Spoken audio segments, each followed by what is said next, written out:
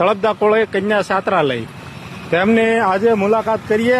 અમારી યુવા કોળી એકતા સંગઠનની ટીમ પાલીતાણાની ટીમ આજે પહોંચી ગઈ છે પાલીતાણા કોળી કન્યા છાત્રાલય અને હવે આપણે આમના સંચાલક શ્રી હાર્દિકભાઈ ગોહિલનું થોડુંક ઇન્ટરવ્યુ લઈશું। કેમ છો હાર્દિકભાઈ? આજે અમને યુવા કોળી એકતા સંગઠનની ટીમને એમ થયું કે આ જે કોળી કન્યા છાત્રાલય જે પાલીતાણામાં બની રહી છે તેમનું સંચાલક તમે કરો છો, તો અમને એમ થયું કે આજે તમારી મુલાકાત કરીને આ કન્યા છાત્રાલયનું કામ ક્યાં અટક્યું છે ને કઈ રીતે છે એ તમે થોડીક માહિતી અમને આપશો। પાલીતાણા તાલુકામાં કોળી કન્યા છાત્રાલય અને આમ તો કહીએ કે ભાવનગર જિલ્લામાં તાલુકા મથકે કોળી સમાજની દીકરીઓ માટે એક કન્યા છાત્રાલય ઉભું કર્યો તો આ પાલીતાણા તાલુકાની પહેલ છે।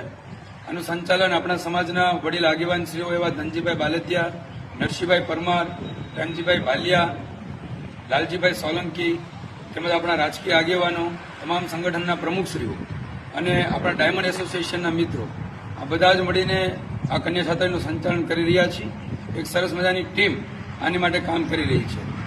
આનો આખો જ પ્લાન જ્યારે અમે ઘડ્યો હતો ત્યારે 2014-15ની વાત કરીએ તો ત્યારથી આનો પાયો નંખાણો અને ધીમે ધીમે આનું કામ ઉપાડી રહ્યા છીએ અને જોરશોરથી હવે કન્યા છાત્રાલય વહેલીમાં વહેલી તકે શરૂ થાય એના માટેના અમારા સઘન પ્રયત્નો છે। અત્યાર સુધીમાં અમે 1.5 થી 2 કરોડ રૂપિયા આ છાત્રાલયમાં આના ડેવલપમેન્ટ માટે એના બાંધકામ માટે વાપર્યા છે। અત્યારે પહેલો માળ એમાં લાઇબ્રેરીનો વિભાગ, રસોડાનો વિભાગ, ઓફિસ કાર્યાલય તેમજ 10 જેટલા રૂમો ગામડેથી આવનારી દીકરીઓને અપડાઉન ન કરવું પડે અને સારામાં સારી સુવિધા, કોમ્પ્યુટરનું શિક્ષણ, લાઇબ્રેરીનું શિક્ષણ બધું જ અહીંયા મળી રહે આવી સુચારુ વ્યવસ્થા સમાજ માટે અમે વિચારી રહ્યા છીએ।